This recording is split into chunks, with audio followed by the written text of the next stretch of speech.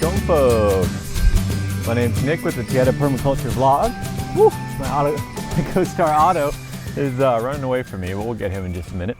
And yeah, this is the vlog today. I'm actually gonna do a tour of the whole property. Small property, so it's not like we're gonna go everywhere, right? Just our little backyard here, right? But I'm gonna give you guys a tour and show you how the systems are working together to produce food and to produce a constant supply of compost to make sure the garden has everything it needs in terms of nutrients, in terms of soil life, to keep that food production going pretty much throughout the year. I'm lucky that I'm in the tropics and I'm in a tropical rainforest, so we have pretty much constant rain and constant sunshine all year long. I'm just going to kind of take you through the whole property. Got a couple updates for those of you who are actually watching this on a regular basis. You guys will be excited, I think especially about one of them. Let's just introduce you real quick to Otto, my co-star. This is Otto. He's our garden cat. Good boy. That's the guy that some people say is the star, and I'm the co-star. So we'll see what you guys think as we start today. Okay, there he is. He's pretty playful this morning, this cat. What are you doing?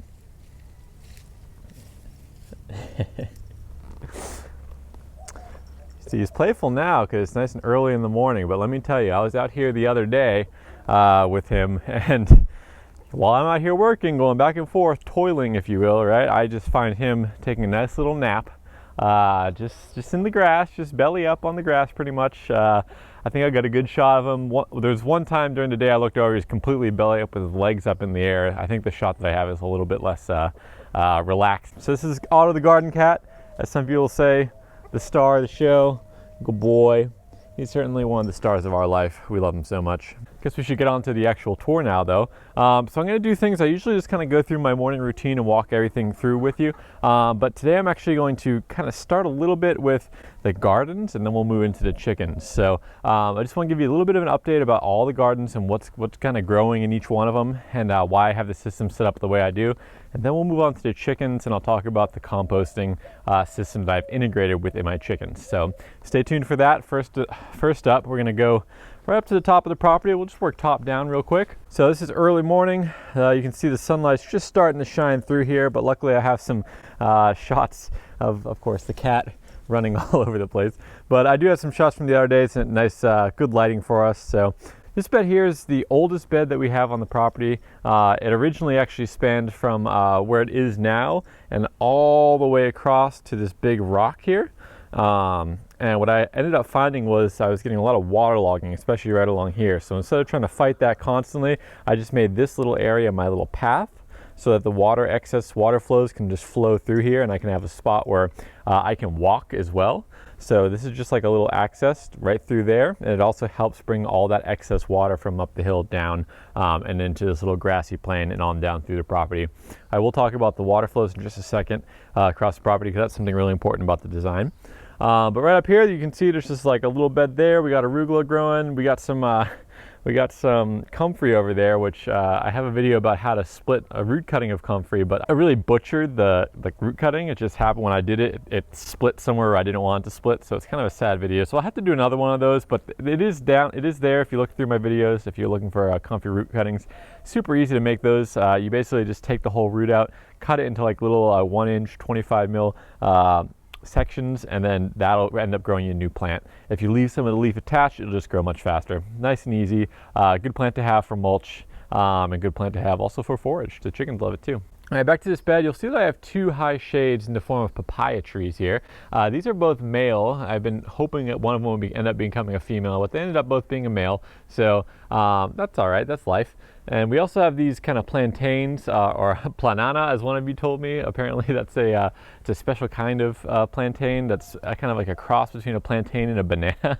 Thank you for telling me that. That was really good to know. I really appreciate that. I forget your name on the comments, but I really appreciate you. You've been watching this channel for a long time, and I really appreciate those viewers who actually talk back with me and tell me a little bit of those. When I have those questions, somebody actually answers me, and that's always nice to see. So thank you, I really appreciate that. So this is actually a planana, is what the kids call them here. It's basically like a mix between a plantain and a banana. So plantain, banana, planana.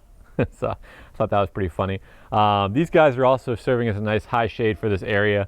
But for now, this bed, you can see that there's actually quite a bit of sunlight able to get through right now. That's because we're in the winter time. So I've actually been wanting to clear up the extra sunlight so I get as much sunlight into the beds as I possibly can. I just cut down one of these bananas, as we've just been talking about, because I just harvested. Each banana is an herb, in case you're not sure of that. Banana is an herb. It produces one fruit, or one really rack of fruit per tree. But really it's an herb. It's just something that shoots up, produces, and then it's done. So once you're done producing, you cut that down. And what I do is I take that, I cut the banana trunk in half. So I take this part here, right? When I cut the whole thing down, I cut it down at the base here, and I take this entire trunk and I cut that right down the middle lengthwise. And I cut it one more time so I have quarters. And in those quarters, what I end up doing is I use them to start little mini beds throughout my garden bed. So if we take a look at this bed right here, with Otto on the side here first, if we took a look at this bed here, this bed right now it's growing mainly greens. There's a couple eggplants and basil plants in here that are doing all right. It's been a little bit of a struggle to get them going in the winter, but I do notice now that the eggplants are really starting to boom. And that was right after I added compost, so you never really know, but I always suspect the compost helps. But you'll see at the front of the bed there that I actually created a new little mini kind of designated bed area by using two of the halves, or really two of the quarters of that plantain trunk. So the flat side down, with the curved side kind of out, and then I filled in between the two. They're spaced maybe about 4 to 6 inches apart. So it's, 150 mil apart. And in between that, I just filled it up with nice fresh compost from the chicken compost system. We'll get there in just a little bit. And from there, I just seeded directly into that compost and then mulched. And I actually mulched with the banana leaves. So if you look here, I'll bring you to a little bit of a close-up. You can see right here, this is the banana trunk. It's quartered. So it's basically, this is a round part. It's flat at the bottom here. It's flat right down here. Just like a little triangle with a rounded edge here. And then right in the center there, that's where I put all the compost. You can see right down here, compost, nice fresh compost right in there. And then I took the banana leaves and I ripped them up to make sure you can actually see down to the soil. Because if I'm direct seeding, I want to make sure that the seeds can actually pop up and come up and grow. And this entire little mini bed is seeded with cilantro, because that's one of my lady's favorite herbs, and that's something we've been wanting to get a lot of growing here, so we can just have that on supply. That's really what we grow for. We grow for us. We're not really growing for production to go sell. We're growing for us, what we like, what we want, what we need. So we're trying to grow a lot of cilantro because that's what we like. That's especially what she likes. So that's this bit up top. Before we move down, I do want to talk a little bit about the water flows across the site, because I think it's important to understand those. Those are really important when you're actually starting a design. So where I am now, I'm standing in that little walkway I told you, where it would flood a lot when I first did this bed. So that it would flood right around here. So I basically opened that up to allow the water to flow. And at this point, the water will end up flowing down this way through the grass here. And you can see that wooden piece right there. So that'll be important in just a second. So as the water flows downhill, flows down this way, it comes here, it hits the bed, this little edge here, and this entire kind of grassy area is slightly sloped this way, so it's slight grade this way. So all this excess water from about right there, where my line's drawing a line right before this trash can, right there, all the water basically flows down this way, down from where I am, straight down, flows down across this little wooden kind of step thing that acts as like a little bit of a level sill surface. So basically nice, easy, pacified water, and comes down. Now that basically means it's going to join this little terraced area. So let's look from the side here. This whole terrace, you can see it starts up near the chicken coop there. That's the egg box right there. So all the excess water here flows down and onto this terrace where you see these little concrete steps. Now this entire thing right here, this is dug out about probably 4 to 6 inches down right here. And then in that's filled up with gravel, and the entire kind of terrace right here is sloped this way towards the camera. So this entire slope, as the water comes, it's a very, very, very gentle slope. It's barely a slope at all, but it's enough of a slope to direct water. And then as we have excess flows, it basically comes down, it gathers in here, and it kind of pools in this little bed here. Now, as it slowly flows towards the camera, towards us here, and as this water flows down the slope and everything, it comes and meets. Once we get to here, the water starts to flow down this way, because this little level sill, you can see that wooden piece right there, that is slightly lower than the level up here. So whenever we get excess rain flows right here, the water flows over and then goes down, and this is the natural flow of the property. So you can see this kind of natural gravel path, it curves a little bit, and that's because I just followed the natural flow. The water flows naturally down my site here, and what that allows me to do is basically I'm just reinforcing where the water's already flowing as we walk down this little flow area, and it allows us to walk even in those heavy rain events. And it also allows the water to flow nice and passively. It's not going to cause any erosion. We've protected the area where it does flow a lot with a lot of gravel, so that's going to be protected and we can actually walk on it. So now I actually have access throughout my property at the same time as dealing with those excess heavy water flows, which we get here a lot in the tropics. Just the other day we had over an inch of rain, over 25 mil of rain just in one day, and that's just a regular occurrence. It can be up to 3-5 inches of rain, so we have to be really ready for that pretty much at any time. So all this little system, this path system, it's a double function. It's a water flow system and it's an access system. And that's the key in permaculture, stacking functions. How many functions can you stack so you can get as much production and as much function out of your property and your landscape as possible? And that's what we're doing here. And that's what we did in this pathway. So pathway and water. So let's just finish the water route just so we are understanding fully of where it goes. Once it gets down here, it basically flows down kind of through this area. It kind of really it goes through there, but also some of it goes down this way.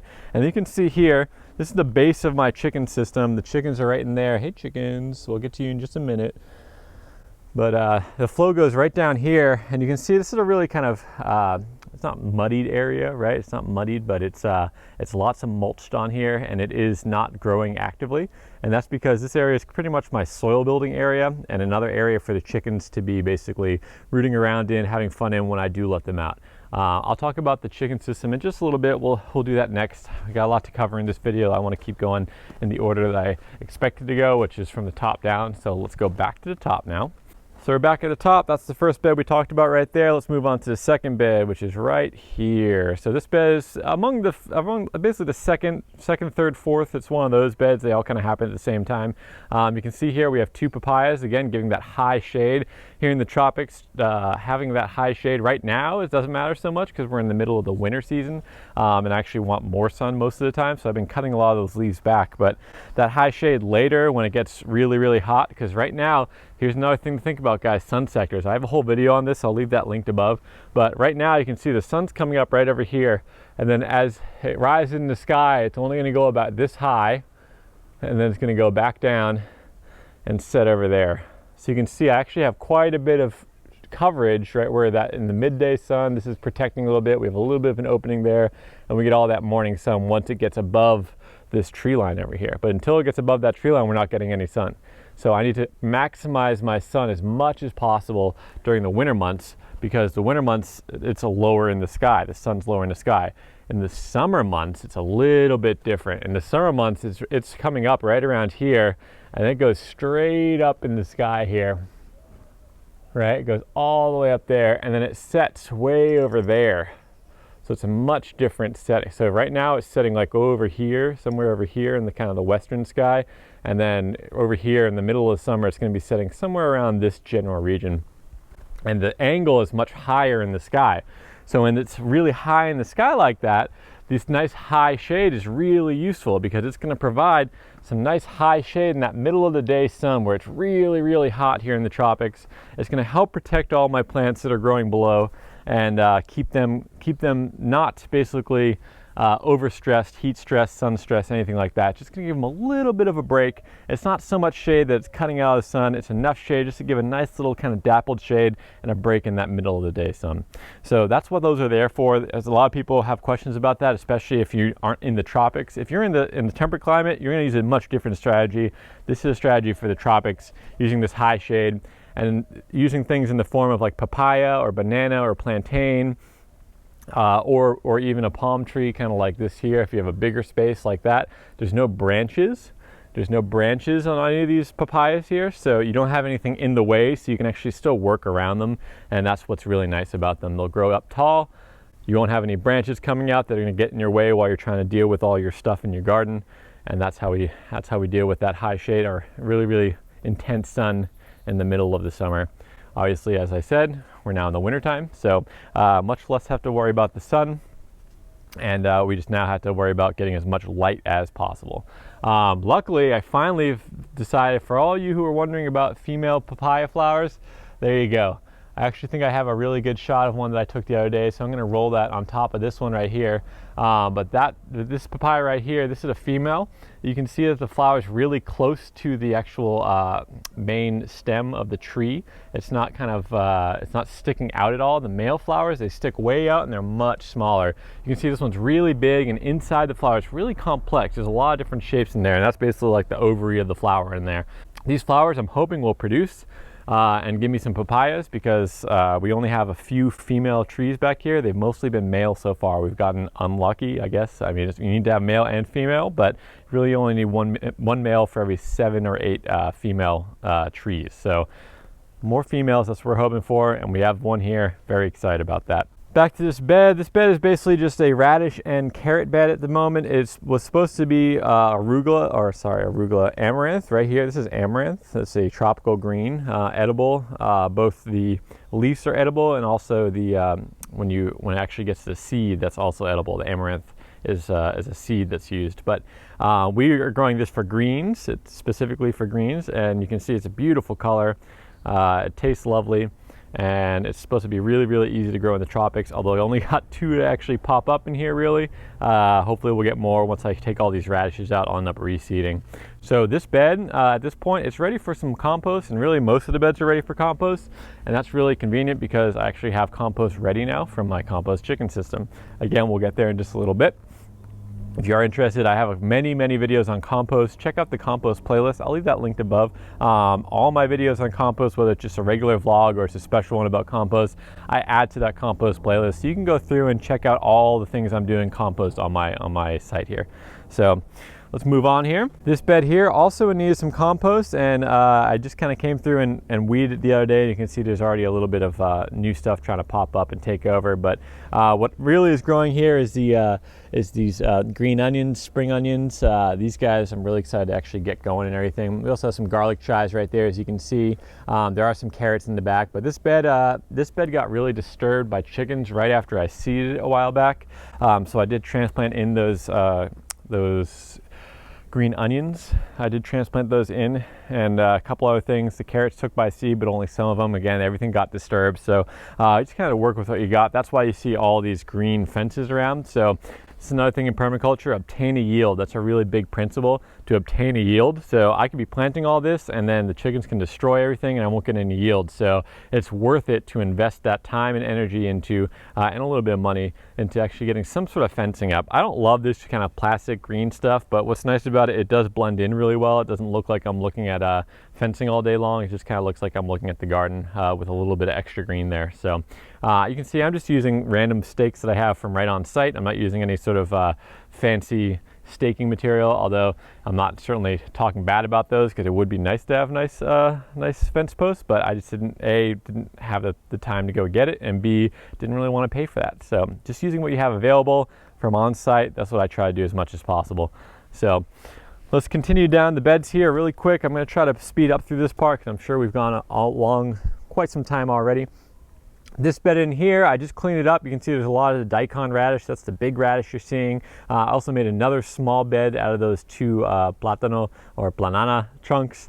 You can see that a little bit further in, and again, that's the same exact process as the upper bed, and it was also seeded with cilantro. There is some cilantro growing in this bed already, but just a little bit. We wanted pretty much this entire bed to be cilantro, and so far we only have maybe 10 or so plants. So we're trying to add some more, trying to get them growing in that little mini bed there.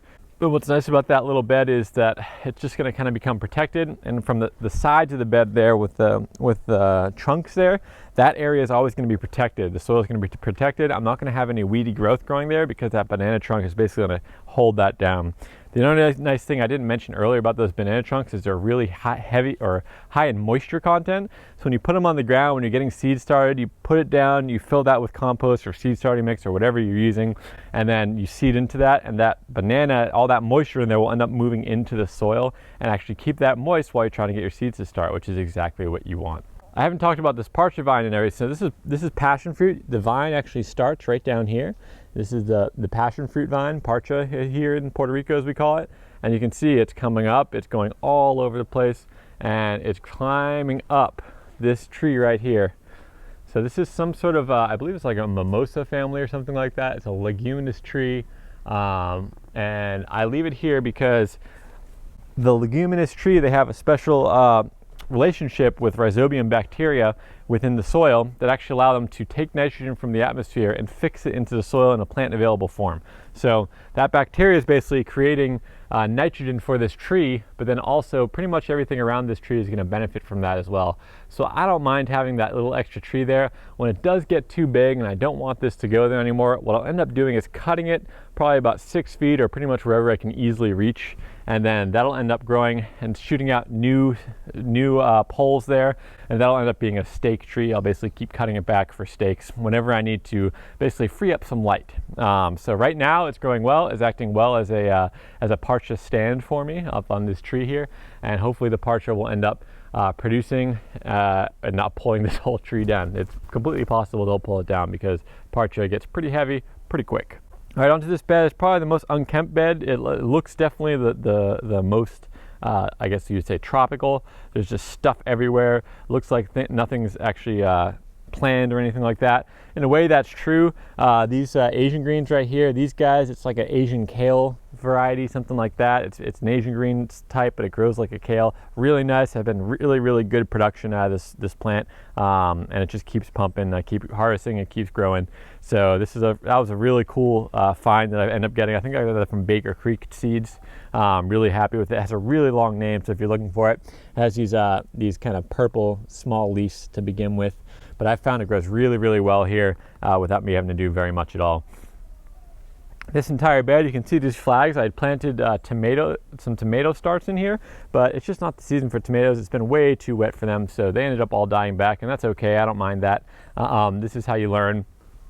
Everything else in this bed, you can see at the base here, this is all pretty much sweet potato. I have sweet potato growing throughout this entire bed. That's what this bed is supposed to be, primarily sweet potato, and everything else is basically a bonus. So hopefully this sweet potato will end up producing for me. You can see here I do have a avocado that's growing. This thing just kind of started growing one day, popped up and grew. We're letting it grow. I just have to keep that parcha from taking over it, but that's basically going to end up being the long-term tree that occupies that space.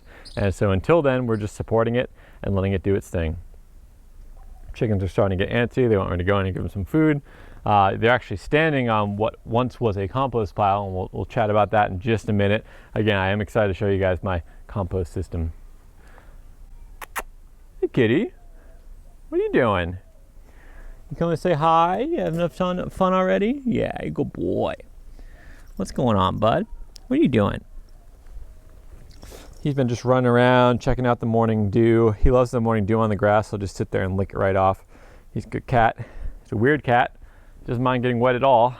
I've never really seen a cat like that, but that's this cat. All right, let's talk about this bed real quick. This is one that I'm really happy with, actually, how everything ended up getting planned out and how everything's growing, etc. I have a few shots of this, I think, so I'm gonna cut to that because it's gonna be a little bit better lighting, I think. But right in here, what we have is basically there's tomatoes at the back there, and that's kind of like it's at the furthest north. So basically, it's going to get all the sun from the south, but not block everything. So that's on basically the pole side. So it's on the northern side, but it's going to get all the sun because everything is going to be growing taller than everything else around it in the bed. So really happy about those tomatoes. They're doing really well. I do have 2 posts there that I tie them to keep them back from growing into the beds. Throughout the other beds, I have basil. That's kind of the bigger plant in this bed. And then in between all the basil, I have different types of Asian greens. The one kind of to the right in the middle there, that's all this green, Asian green. It's ready for harvest in about 25 days. It's pretty much at this point ready for harvest. I have been harvesting a little by little. That's basically just to fill that space until the basil takes over. And then to the left there, I have another type of Asian green. I think it's like a pak choi of some sort. Those guys are ready in about 50 days. And so once the basil starts kind of leafing out and getting all ready, I can harvest all the green ones, the smaller ones, and by the time those ones are all done being harvested, I'll have another set of greens to harvest, and the pak choi that take a little bit longer. So in this bed, I'm stacking both time and function of these plants here. I'm actually able to get production pretty much constantly because I planned that into the actual bed. So the longest term producing crops there, the tomatoes and really the basil, but really the tomatoes, they're the furthest away. They're doing their own thing. They're out of the way.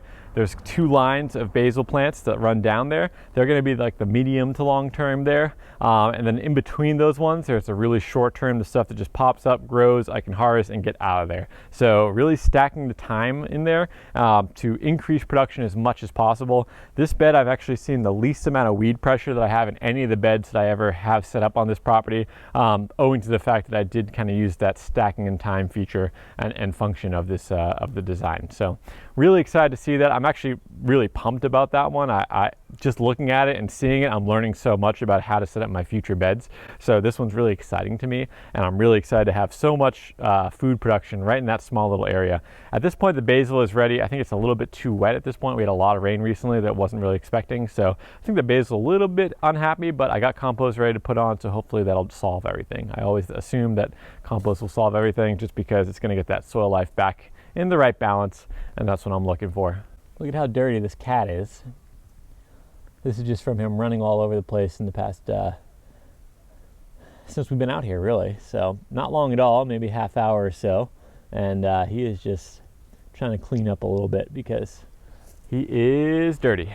All right, we're moving down to the base of the property here. So this is the very bottom, the last bed that I have on the property here. And I'm just gonna give you a wide angle shot of it first. So here we go. This is this bed down here. It is overstoried by 2 plantains. These guys are doing really well. They're really happy, and they're providing that nice high shade that I was talking about before for up top. But on this bottom bed, this is the southernmost bed, so this is the bed that's going to get the most potential sunlight out of all the other ones. So this one right here, what I ended up doing is setting up this bed with this old staircase that I had to take apart. So there's this is the kind of the side piece of the staircase where all the treads were attached to. There's another one over on the far side, and then all the excess wood I basically used to build everything up, and that right there used to be the old stair railing. So this is just something I took down from on site and then created with all this old wood that's already starting to rot and everything. Is basically creating a bed to hold that soil in for me. And then all the soil in this bed was produced right there. Right where this whole area is, where there's all this mulch, where there's all this stuff just sitting there. It looks like nothing's happening. It looks like a mess. It looks like I'm completely ignoring it. Right there, that's where the soil is happening. The soil building is taking place. And that's because inside the coop there, I have the compost piles. And as they scratch, they end up scratching some compost down here. And then I add all this excess, all my excess weeds, all the excess growth. Whenever I have a whole bunch of organic material that I don't want to put into the chicken pen at the time, I just throw it all along this slope right here. And then when I let the chickens out, this bottom gate right here, really where you see this kind of extra fencing, because I keep getting out, I need to replace this bottom gate. But right there, I can open that up, and it ends up attaching over to this post over here that is currently attaching with that little green one right there. And then this entire area opens up and becomes a chicken pasture area. So right there, they go through and they scratch. I actually have some video of that, so I'll lay that on top. You'll see they go through there, they're scratching, they're basically turning everything in there. So they're basically creating compost and creating soil by disturbing this area, and I keep managing this area by adding mulch and adding whatever I can here. And then as we build compost piles, a little bit of extra ends up coming down into here, and that's fine because that's going to help everything break down. And so basically, all the soil that ended up accumulating here over a year. This is not a fast process. This is a slow process. It takes time, lots of time. It's constant adding more material. You got to make sure it's always covered. You don't want that bare soil or else you'll get some runaway and runoff. So it's not about getting that done really quickly. This is not a quick process. The compost is a quick process. This soil building area, not a quick process. I harvested that after a year, but after that entire year, I have this bed here. It's probably about a 4 by 12-ish bed, and I basically filled that entire bed 2 or 3 inches full of soil, enough to get me going. And I did not have to truck in that soil at all. And the only thing I really had to buy for this bed here is the fencing. And that fencing is just to keep the chickens out so I can actually get a production happening within this system. So let's take a look really quick in here. A couple things I'm really excited about. I do have a video about creating this bed. I'll leave that linked above in case you're interested. But you see here, these leaves here that look kind of like a squash leaf almost, a little smaller, more like a cucumber leaf really is what they are. These guys, this is called chayote. It's a perennial vine that produces an edible fruit, or really it's an edible vegetable. And this guy just loves sun, and it'll just scramble and take everything over. Kind of like a cucumber or a pumpkin. It'll just kind of go all over the place if you let it, and that's what I'm trying to let it do up onto this fence line. So that's why you see all these posts here. This one is actually climbing up. The other side, there's another branch that's coming off, and it's actually scrambling along the ground right now, but that's okay. I'm okay with it scrambling on the ground for a little while. No big deal there. You can see down here, I also have a whole bunch of those Asian greens I was talking about. You can see they're all over the place in here. I've already harvested from here once or twice, and they just keep coming back.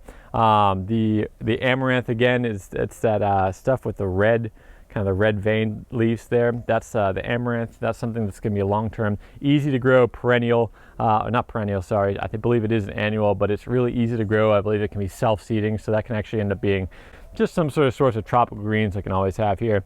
Of course, we always have these Asian greens, which I'm always a fan of here in the tropics because they don't mind a little bit of that extra moisture and humidity, and they grow really, really well. On this side right here, this is what's called a winged bean. This is a bean that is actually perennial. So that's something that's a pretty rare one. There's not too many perennial beans out there. It's a perennial bean that produces pretty much all parts of the plant are edible. So it produces obviously the edible seed pod, but also the leaves are edible, the stem's edible, flower's edible, and actually creates a tuber that's like 30% protein. So pretty much all parts of that are edible. It is a perennial, so I'm not really going to be wanting to dig up the tubers so often because I'm just trying to get it started. But once I get more growing and testing it out, I'll be able to actually harvest that tuber a little bit. So that is this bed down here. It is doing really well. I'm really happy with it. I actually need to come in and harvest because the greens are getting a little bit close together here, and it's time to give them a little bit of space. So that's on my to-do list. You can see down here, there's a nice little grassy area. This is the chicken pasture. So I manage when the chickens are let out into this area because otherwise it gets a little bit too just kind of overburdened. You can actually see all along the side here when I put in this bed, there's some unexpected rain right after I did it, and the entire area where I was walking along, you can see pretty much a straight line here where I was walking back and forth a lot.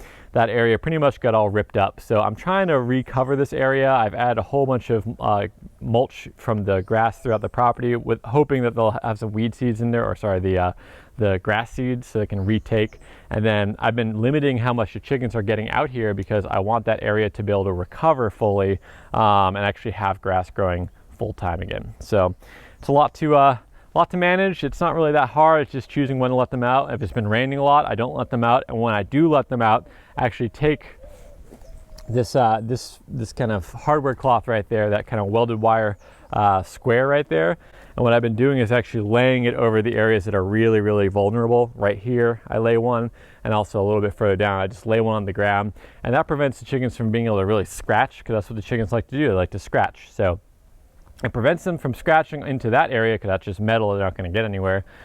Giving this little area a little bit more time to rest and recover before it actually goes there. But this area I do like to let the chickens out frequently because right down here underneath my mom's house here, this is Mom's house. Hi, Mom. This is Mom's house, and underneath there you can see they have a little dust bath.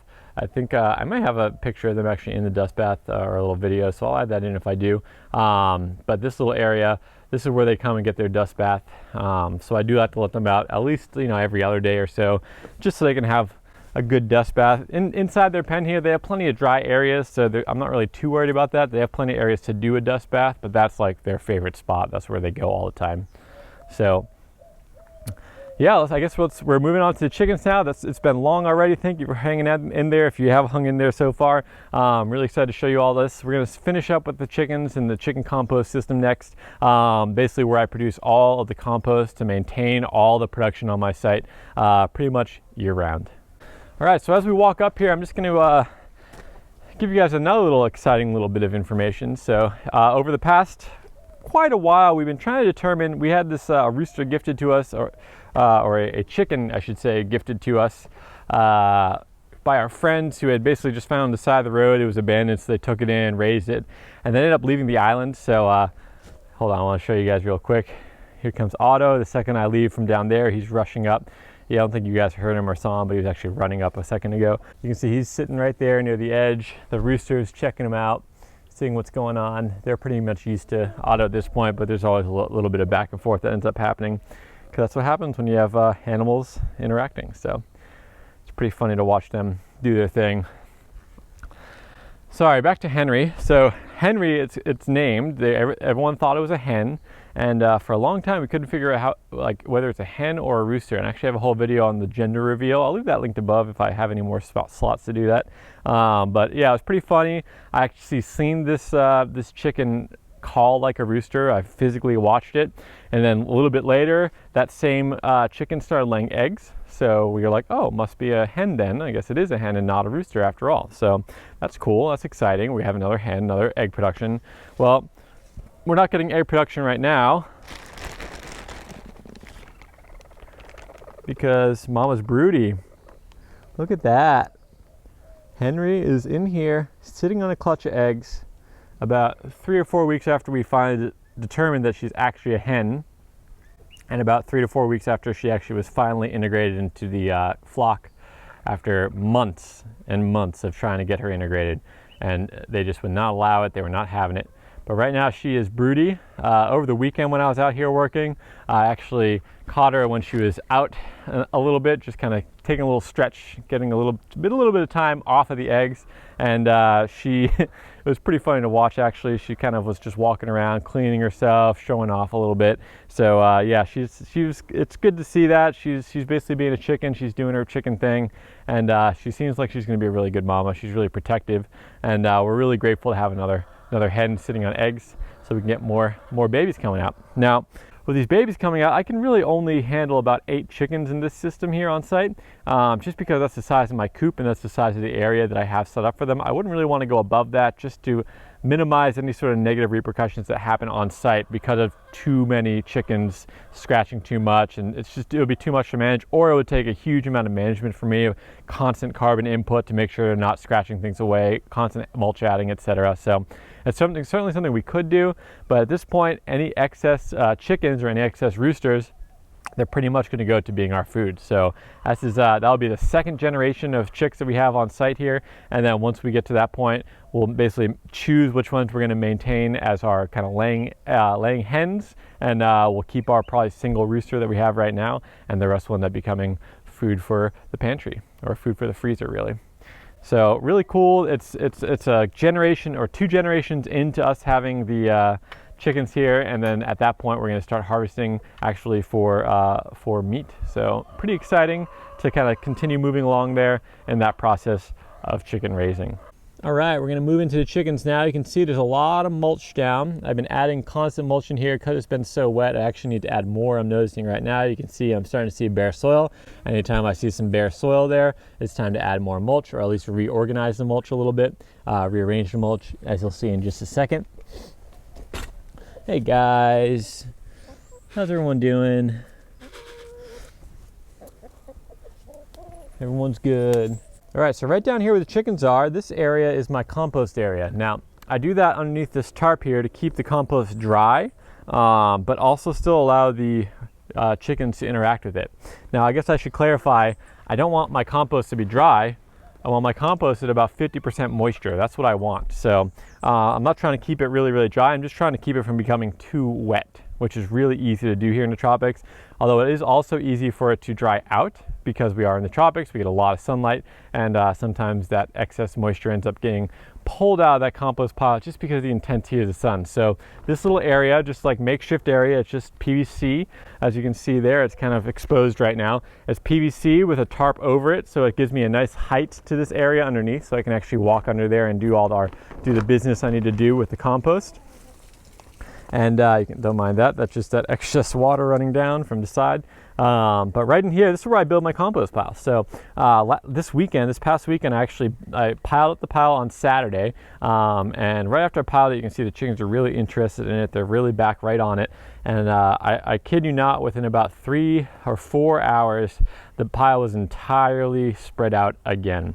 This entire pile at this point, it just looks like it's a bunch of soil on the ground, but really this is all compost. This is all, at this point, finished compost. I am ready to use this compost. I'm going to do one more little test on it just to make sure it is indeed a good, high quality compost by looking at it through the microscope to look for the organisms in the soil food web.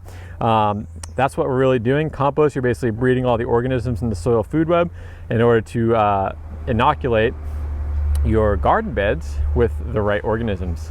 So I'm looking for a good balance of fungi and bacteria, not just bacteria. I want the fungi in there too.